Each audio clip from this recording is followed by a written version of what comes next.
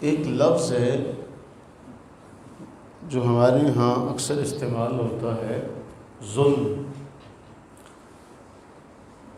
ظلم کا اگر معنی دیکھیں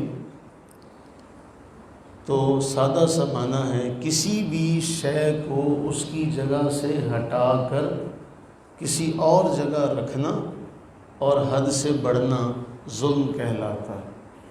لفظی معنی ہے کہ کسی شے کو اس کی جگہ سے ہٹا دینا، حد سے بڑھ جانا، یہ ظلم کہلاتا۔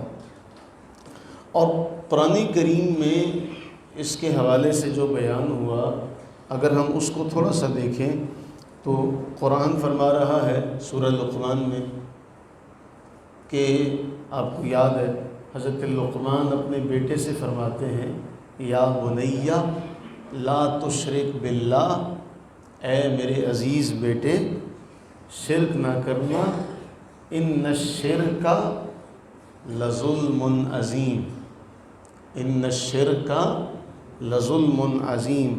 تو فرمایا شرک جو ہے یہ ظلم عظیم ہے۔ عبادت کس کا حق ہے؟ اللہ کا۔ جب عبادت اور بندگی جو بندے کے اوپر لازم ہے کہ صرف اللہ کے لیے کرے، جب وہ اس کو کسی اور کے لیے کرے گا تو یہ کیا کہلائے گا؟ ظلم کہلائے گا۔ اسی طرح اپنی جان پر فرمایا نہیں، وما ظلمونا ولکن کانوا انفسہم یظلمون، کہ ہم تو نہیں کسی کے اوپر بھی ظلم کرتے، وہ خود اپنے اوپر ظلم کرنے والوں میں سے تھے۔ تو انسان اپنے اوپر بھی ظلم کرتا۔ قرآن میں پھر ایک اور جگہ یہ بھی فرمایا، فَمِنْهُمْ ظَالِمٌ لِنَفْسِهِ، ان میں سے بعض ایسے ہیں جو اپنی جانوں پر ظلم کرنے والے۔ تو اس حوالے سے پھر جو قرآن کریم میں بیان ہوا، اللہ کے حقوق اس کو صحیح ادا نہ کرنا، یہ بھی ظلم ہے۔ پھر بندوں کے حقوق ادا نہ کرنا، یہ بھی ظلم ہے۔ اور ان سب کا جو نقصان ہوتا ہے وہ اپنے اوپر ظلم کی صورت میں ہوتا ہے۔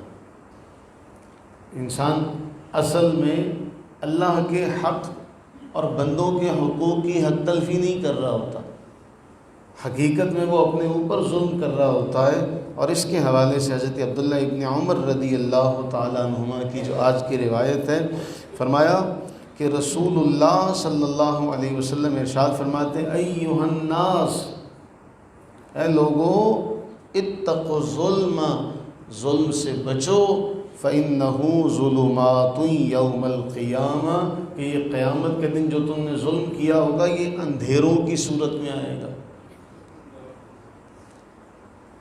ظلم سے بچو، چاہے اس کا تعلق حقوق اللہ سے ہو، چاہے حقوق العباد سے ہو، چاہے اپنے معاملات سے۔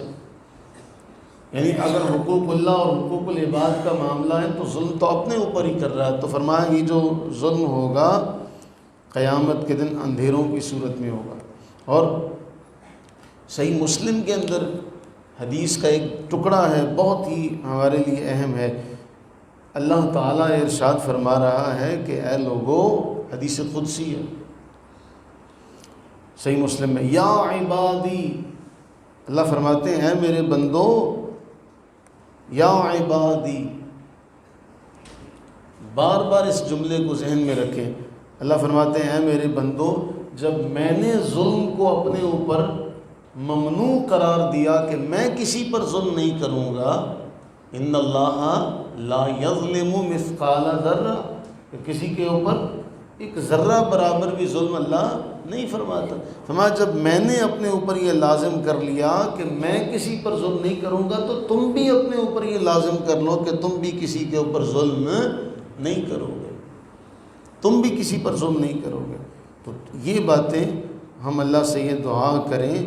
وہ کتنی مشہور حدیث ہے جس میں اللہ کے نبی صلی اللہ علیہ وسلم نے ارشاد فرمایا کہ ظالم کی بھی مدد کرو، ظلم جو کر رہا ہے اس کی بھی مدد کرو، مظلوم کی بھی مدد کرو۔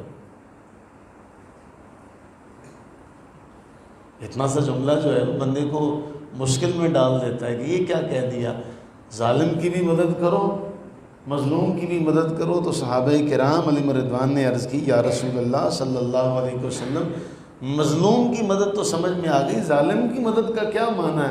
فرمایا اس کا ہاتھ پکڑ لو، اس کو ظلم کرنے سے روکو۔ ظالم کی مدد معنی ہے کہ اس کو ظلم کرنے سے روکو تاکہ وہ قیامت کے دن اندھیروں سے بچ سکے۔ اس لیے فرمایا ظالم کی بھی مدد کرو، مظلوم کی بھی مدد کرو۔ ظالم کی مدد بئی معنی کہ اس کو ظلم کرنے سے روکو، اس کو ظلم کرنے سے روکو، اور مظلوم کی مدد اس معنی میں ہے کہ اس پر جو ظلم ہو رہا ہے اس کا ازالہ کیا جائے۔ اور ایک روایت میں ہم نے کئی بار وہ پڑھی ہے کہ اپنے اوپر ظلم کرنے کے حوالے سے فرمایا کہ اگر کسی نے کسی کی زمین پر قبضہ کر لیا، ایک بالشت بھی، جس کی کوئی حیثیت نہیں ہے، ظلم ہے نا یہ، اگر کسی نے قبضہ کر لیا تو پھر قیامت کے دن کیا ہوگا؟ اللہ تعالیٰ ساتوں زمینوں کا طوق بنا کے اس کے گلے میں ڈال دیں گے، فرمائیں گے جا ساری لے لے، ساری لے لے۔ تو یہ ساری لے لے۔ اب ہم دیکھیں کہ ہم اپنے اوپر کہیں ظلم تو نہیں کر رہے، کہیں ہم اپنے لیے اندھیرے تو نہیں جمع کر رہے۔ قرآن میں ہم نے کئی بار پڑھا نا وہ آیت مبارکہ کہ جب پل صراط سے گزریں گے تو ہر بندے کے لیے اس کے اعمال کی روشنی ہوگی، ہر بندے کے لیے اس کے اعمال کی روشنی ہوگی، تو دوسرے اس کی روشنی میں آگے تک جائیں گے تو وہ کہیں گے انظرونا نقتبس من نورکم، ہے نا کہ اپنا نور زیادہ کرو۔ قیامت کے دن تمہارے جو وضو کے اعضاء ہوں گے چمک رہے ہوں گے، تو جب وہ نور ہوگا تو جو دوسرے ہوں گے اس نور کی روشنی میں چلیں گے، تو وہ کبھی نور ہوگا کبھی ان کے لیے روشنی نہیں رہے گی، تو وہ کہیں گے انظرونا، جو آگے جا رہے ہوں گے نا ان سے کہیں گے انظرونا، تھوڑی دیر کے لیے ہماری طرف بھی دیکھو، نقتبس من نورکم، ہم بھی تمہارے نور سے فائدہ اٹھا لیں۔ تو ان سے وہ کہیں گے قیل ارجعوا وراءکم، جاؤ پیچھے سے، یہ نور پیچھے سے ملتا ہے۔ وہ سمجھیں گے شاید یہاں سے پیچھے کی بات ہو رہی ہے، لیکن یہ اس پیچھے کی بات ہو رہی جہاں آج ہم موجود ہیں۔ کہیں آج ہم اپنے لیے ظلم نہ کما لیں جانے انجانے میں، تو پھر وہاں کیا ہوگا ہمارے پاس؟ اللہ سے دعا کریں کہ باری تعالیٰ ہمیں کسی بھی حوالے سے ظلم سے محفوظ فرمائے۔ اپنی رحمت کا صدقہ اللہ تعالیٰ ہمیں اپنی ذات کے ساتھ بھی، فرمایا نا تمہاری آنکھ کا بھی تم پہ حق ہے، کتنی اہم ہمارے لیے تعلیم، ہر چیز کا تم پہ حق ہے، تمہاری آنکھ کا تم پہ حق ہے، تمہارے جسم کا تم پہ حق ہے، تمہارے بیوی بچوں کا تم پہ حق ہے۔ تو یہ سارے حق ادا کرنا عدل کہلاتا ہے، ان سے اپنے آپ کو ہٹا لینا، بچا لینا، یہ ظلم کہلاتا ہے۔ اللہ سے دعا کریں کہ اللہ ہمیں قیامت کے لیے روشنیاں کرنے کی، نور اکٹھا کرنے کی توفیق عطا فرمائے۔ آمین ثم آمین۔